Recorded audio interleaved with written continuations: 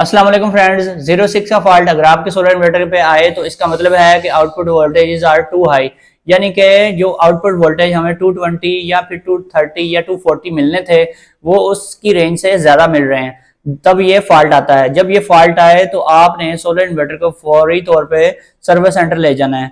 और सेटिंग के अंदर भी इसकी सेटिंग होती है 10 नंबर सेटिंग जो होती है, अक्सर इन्वर्टर्स में 10 नंबर पे ये सेटिंग पाई जाती है, जहां से हम अपने इन्वर्टर के वोल्टेजेस को सेट कर सकते हैं, यानी कि 220, 230 या फिर 240, ये तीन ऑप्शंस हर इन्वर्टर में अवेलेबल होते हैं।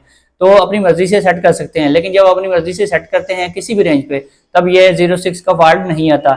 ये फॉल्ट तभी आता है जब इन्वर्टर खराब हो जाता है, उसमें कोई शॉर्ट सर्किट हो जाता है। ऐसा आमतौर पे तब होता है जब इन्वर्टर के जो आउटपुट वाले IGBTs हैं उनकी बाइसिंग सर्किट में फॉल्ट आ जाता है, जिसकी वजह से उसकी जो आउटपुट है वो आउट ऑफ कंट्रोल हो जाती है। आउट ऑफ कंट्रोल होने से वो हाई हो जाते हैं वोल्टेज, और इसकी वजह से आपके अप्लायंसेस भी जल सकती हैं। आपको चाहिए फौरी तौर पे चेंज ओवर से वापडा बाईपास करके चलाएं और इन्वर्टर को खोलकर सर्विस सेंटर लेकर इसको जाएं और रिपेयर करवाएं।